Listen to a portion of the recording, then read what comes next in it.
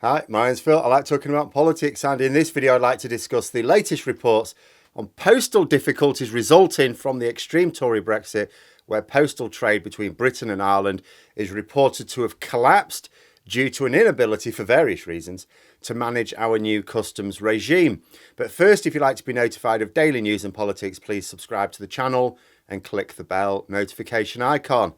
So customs again, like when we left the EU, the Tories insisted that this must mean we leave the single market and the customs union as well. Had nothing to do with the referendum, but there you go. And I've said before, you can sort of see how misinformation and general ignorance has led some people to think that, oh, we shouldn't be in the single market. But the customs union, that baffles me. Ask the average gammon on the street about Brexit and they'll talk about their opposition to freedom of movement or immigration in general or having to follow EU rules. But you ask them what objections they've got that mean we can't be in a customs union with the EU. And it's like, oh, what's a customs union exactly? It's only a vague mistrust of anything to do with the EU that they have against the customs union. You know, ask them what specifically they don't like about the customs union. What's a customs union? I mean, all a customs union is an agreement to charge the same tariffs on imports from elsewhere. The result of that is that those tariffs can then be applied wherever they enter the union, the customs union, and no import duties or customs paperwork is then required when sending things inside it. The practical upshot of having remained in the customs union with the EU would have been that a lot of the Brexit red tape that is now blighting British businesses, and small businesses most of all, would go away, or it would never have been there in the first place. Being outside the single market still means paperwork related to standards, but that applies anyway. Joining a customs union would have saved a lot of businesses, and because the gammons don't really have an issue with it that I have discerned, I constantly shake my head that our main political parties seem to think it's a no-go area. The latest is a loss of postal trade to Ireland, because our postal service is not carrying out customs checks and the businesses at either side don't really know how to deal with the customs procedures. So the Irish Postal Service is having to send loads of stuff back, and it's a lot. In a recent report, it was said there's been a subsequent 52% drop in that sort of trade, in postal trade between Britain and Ireland. You know, businesses largely sending deliveries between Britain and Ireland, just 52% gone. This is a massive problem for small businesses just sending small consignments to individual customers outside Britain. You know, like your very small business, even like really small, like people who produce things for Etsy or something like that, or eBay. You know, the problem is essentially threefold, really. First, the British-based business has never had to fill in customs paperwork before to send their packages around Europe. It's completely new, completely unexpected, because the Tories kept saying, oh, nothing will change, it'll be fine, and very complicated.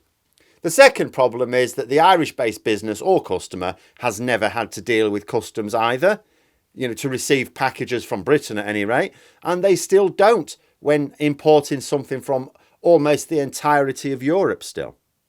Third, whichever logistics firm that is transporting the goods, so we're mostly talking about Royal Mail and the Post Office here, needs to know what they're doing, and guess what? They never had to do this when moving goods around Europe before either.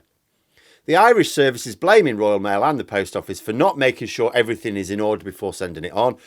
They would probably argue it requires a lot of extra resources and the government haven't been very proactive in helping out. So if you're a business in either Britain sending these packages or Ireland receiving them, you are often not quite sure what happens when the order is made and dispatched. After that, it's a bit of a gamble. If your goods keep coming back, then the British business is going to keep losing money and will have to stop sending items outside of Britain at all. Because if they're paying for the postage but it's not getting there, the customer's obviously going to want their money back. You know, and this seems to have happened in a lot of cases. If you're the business in Ireland, the level of uncertainty you will tolerate is likely to be even lower, because there's a good chance you can find another supplier somewhere else in the single market. And that's the common thread running through Brexit, really, isn't it? It's way easier for a business in Ireland, say, to find an alternative supplier amongst the vast majority of businesses which exist in Europe than it is for a British business to find alternative customers amongst the single island of 65 million people. Most of whom, let's face it, if they wanted to buy those goods would already be doing so anyway.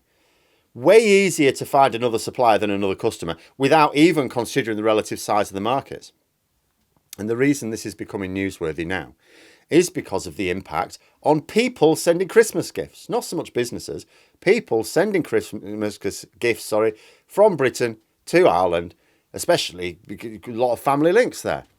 You know, and you always allow a little extra time for Christmas post, of course, but here we've got delays of weeks extra on top of what we'd already expect. And sometimes the items are sent back. There's weeks, it's gone. Oh, it's on the way, it's on the way. Oh, no, it's not, it's come back to me. Because the customs paperwork wasn't dealt with properly. But problems with sending gifts, that's annoying. You know, if it helps more people see the problems with at least our specifically hard Brexit, all to the good. But the serious consequences to businesses. Because that's not a case of Auntie Agnes not being able to send the woolly jumpers to her nieces and nephews. It's businesses losing money.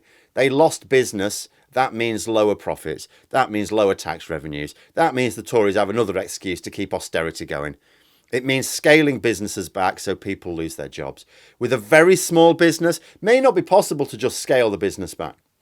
If you are like a sole trader, small one-person band, you may be making a reasonable amount of money, better than getting a job. You might be getting £50,000 a year, something like that. That's fine. But if you suddenly lose half your customers or more with the hard Brexit, well, that might mean going under. And the beneficiary is not likely to be another business in Britain simply picking it up because they've got the same problems.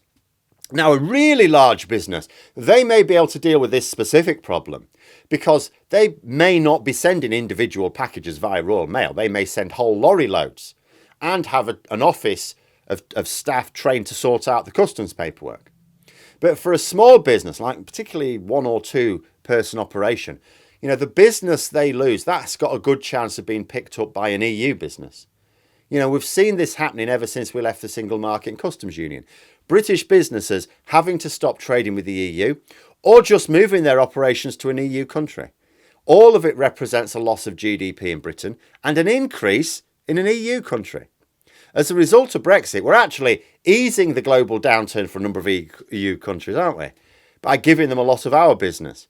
We're paying the highest energy bills in the world, thus, as Labour pointed out, subsidising much cheaper energy in Europe because several EU countries actually own part of our energy infrastructure.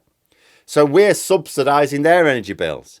And because we can't implement proper import controls ourselves for fear of strangling the flow of food and medicines into the country, we've made the cost of EU businesses exporting to Britain way easier and cheaper than the other way around.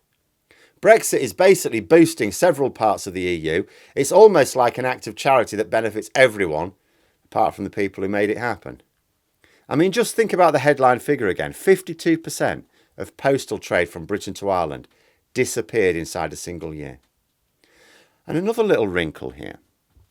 As with several other aspects of Brexit, this one didn't hit all at once either.